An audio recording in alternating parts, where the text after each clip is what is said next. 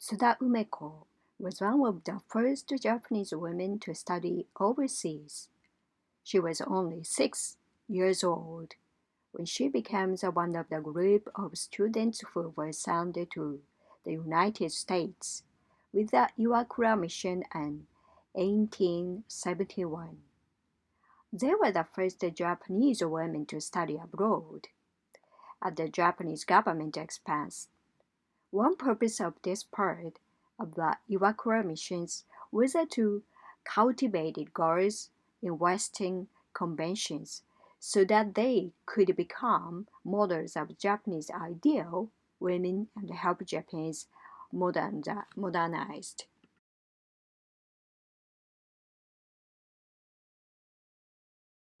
By the time she returned to Japan in 1882, at the age of 19, she had developed a spirit of independence and a desire for more knowledge. Japan was close to being a foreign country to her and her cohorts. She needed help from someone in her families to interpret it daily, because without that help, she couldn't do even simple tasks in public in Japanese. She even had difficulties communicating with her own parents. But the language difficulties were not the only things that she struggled with. Although her father was comparatively westernized, in part as a result of participating in the government delegation as interpreters for half a year, he was still quite traditional. While he was impressed by the new, he still held to the conventional view that the man made the decision in the home and the workplaces and the women are to obey. Since Tsuda had observed American women's independence and comparatively liberated the status firsthand, she could not help fearing that Japanese women remained in the dependent status and were unable to cultivate their own intelligence, personalities, and abilities in order to contribute to society. Japanese women were being educated, but only so that they could obediently support their husbands and raise their children properly. Our experience in American education spurred our decision to somehow contribute to the education of Japanese women and enhance their social status.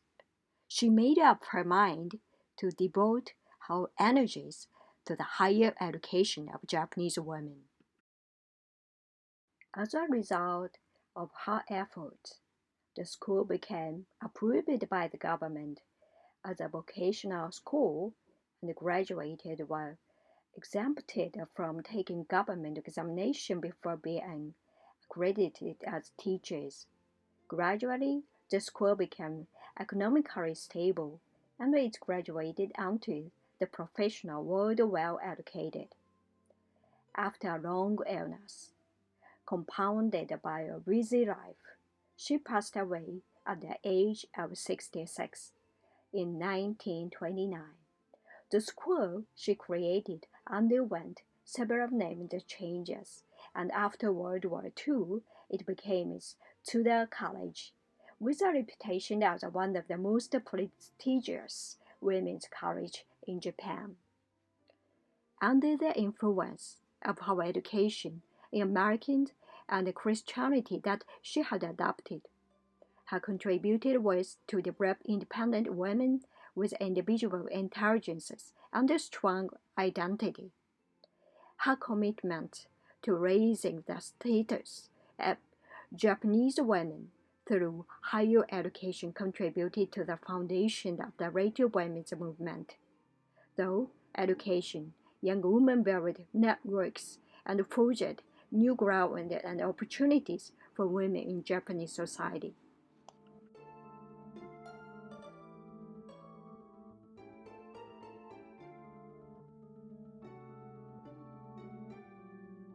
A.H. Shibusawa. He was a businessman, active during the Meiji period. A.H. Shibusawa's face will be printed on the new 10,000 yen bill coming out in 2024.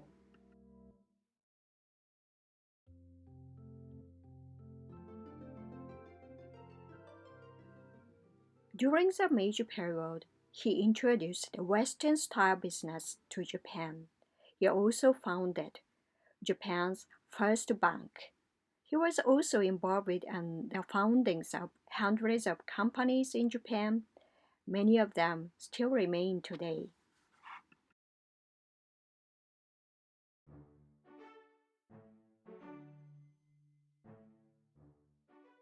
In 1853, Commander Perry of the U.S. Navy arrived at Uraga. Perry requested the Tokugawa shogunate to open Japan for trade. Many young people didn't like the shogunate, and neither did Shibusawa.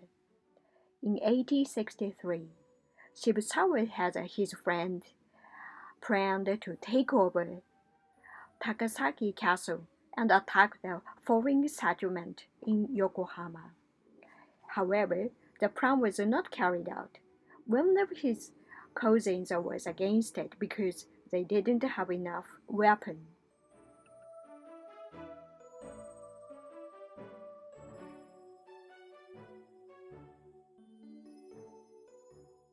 He studied abroad in Paris with a group of about 2 years from January 1867 to November 1868. He was impressed by European culture and civilization. He also learned a lot about economics, including the structure of the modern bank and company stocks. This experience shows Shibusawa the importance of developing industry and economy. What's more, he was surprised that people in France could fully share their opinions regardless of their position. He thought that Japan should adopt this Western style of business and thinking. Shibusawa was involved in the founding of over 600 social institutions, such as hospitals and universities. He was also involved in many charitable activities. One place he built was a care facility for orphans and the elderly. He retired in 1916 at age 76, but continued helping the needy until the day he died. He passed away in 1931 at the age of 91. Although he established many companies, Shibusawa did not have a lot of money. He didn't actually operate the companies himself. He wasn't even a major shareholder. He was only focused on boost Japanese economy. He wanted everyone to have wealth, not just a selected few people. He said, I would like us all to make money together. If we lose, we are in it together. If we profit, we share. The wealth of the people will enrich this country. This I truly believe. His way of thinking still impacts our world today. This is one of the many reasons why he was selected as a face of the new 10,000 yen bill.